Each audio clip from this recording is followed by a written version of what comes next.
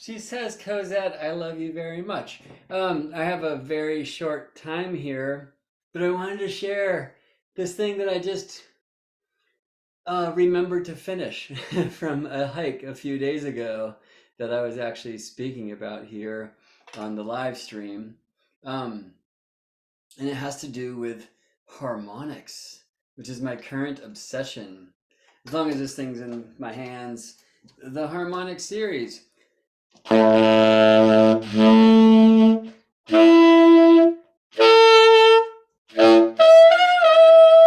Missing a few and working on it. It's pretty hard, but it's crazy that um, somehow I'm able to like change the shape of my larynx and tongue and like cut out the fundamental tone and then the one above and the one above that and the one above that, so we hear these different tones like out of the horn. This is called the harmonic series, and anything that vibrates, right, like any wave also is vibrating according to whole number divisions of that space. And yeah, it's just been my kind of the principal vehicle of my explorations of nature lately that apply to, my work as an astrologer, but also just to my work as a student of life. um, and so I wanted to share this cool thing that happened the other day as I woke up. There was an important experience I had, and I was contemplating the relationship of the moon and the sun in that moment, and I found that they were in, well, what was it? I think it was 6/29ths of the zodiac apart from one another. So within like the kind of energetic of what we call the 29th harmonic. Now, nobody knows what that is, really. Some people have suggestions.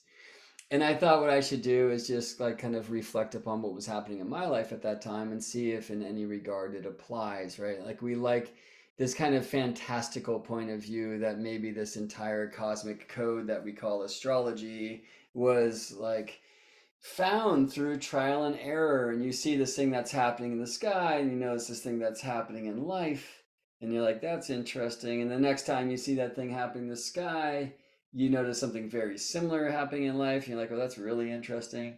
And the next time you experience that kind of thing in life, you look to the sky and you're like, oh my gosh, that alignment's there again, maybe in a slightly different way, but it's there. And you're like, that's really interesting, right? And suddenly we kind of put together this code of like this type of celestial omen, if you will, speaks for this experience in the world.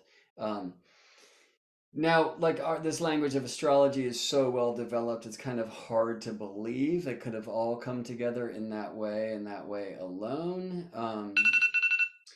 But whether it did or not, it doesn't mean it's a practice that we can have. That, by the way, says I have 4 minutes until a student, so this is going to be a short one. Um, and nature for me is the only teacher. The good news is all is nature. Astrology is not some symbolic language. Astrology is the poetic breath of nature. So when I go out to worship the sky, as I commonly do, often do, frequently do, you know, Earth speaks. So, I mean, I went and saw the moon occult Jupiter not too long ago. And it was this amazing time where I went to a new space for me. I just really wanted to go somewhere where I could get a view of the morning sky, which we don't really have here at the house. And well, I'm like there and like, lining up and doing my practice to kind of align with the directions and other things that I do. It was like owl, and then it was blue heron, and then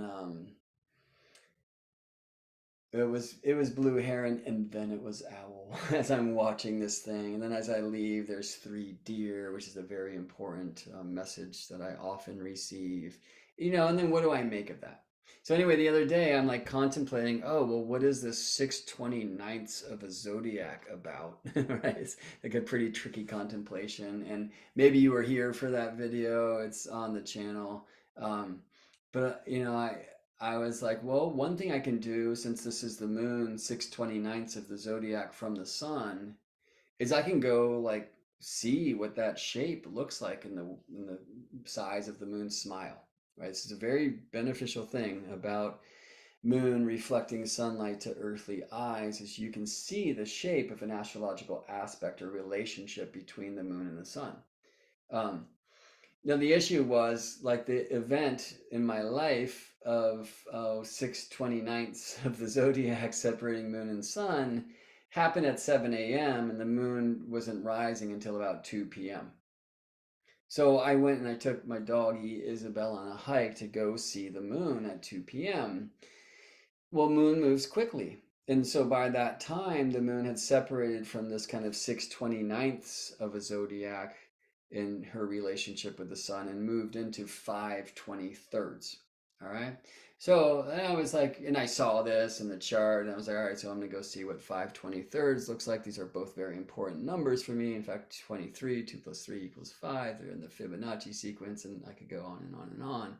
Um, 23 is actually my favorite number. And I remember finding in this paper by David Cochran before I went out that he associates, he says like the 29th is like the 23rd. It's like, well, okay, so I'm on to something.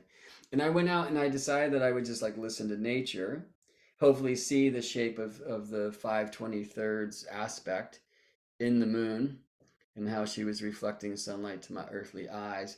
That did not happen. Not only was it a little bit smoky, but where I was standing, like the Berkeley Hills were between me and moonrise. So I didn't get to see moon till later in that evening, and she had already separated from that kind of geometry. But I did receive some teachings from Earth.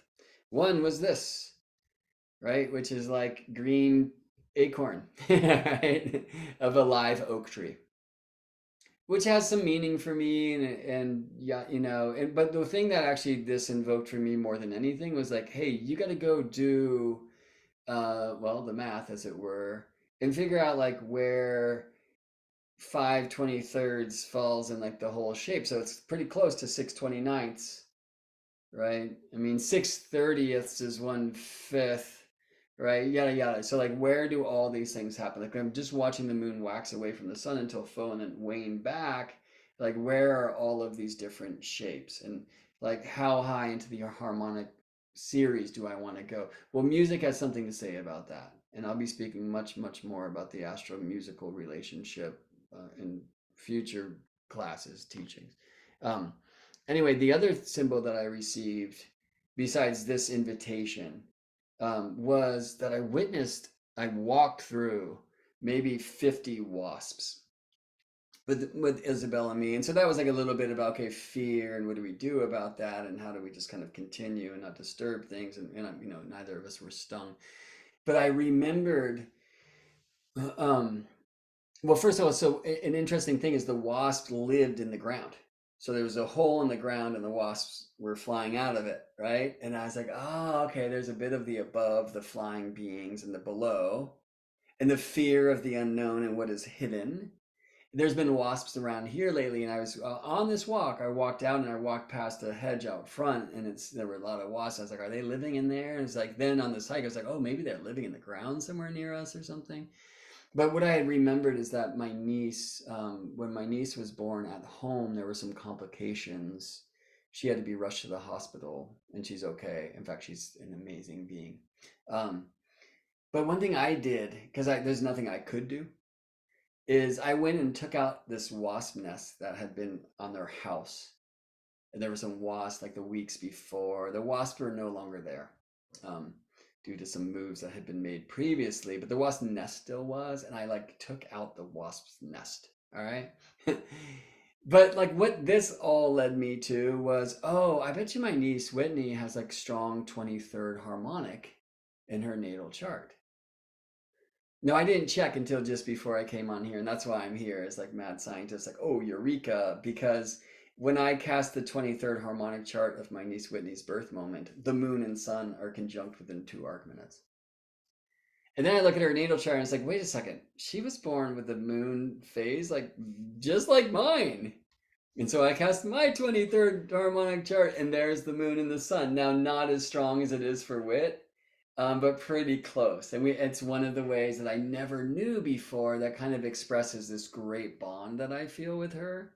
And then also how amazing that literally just this experience of like walking through wasps brought me back to this experience of my niece's birth, and to this hypothesis that I would see strong 23 in her, and I do.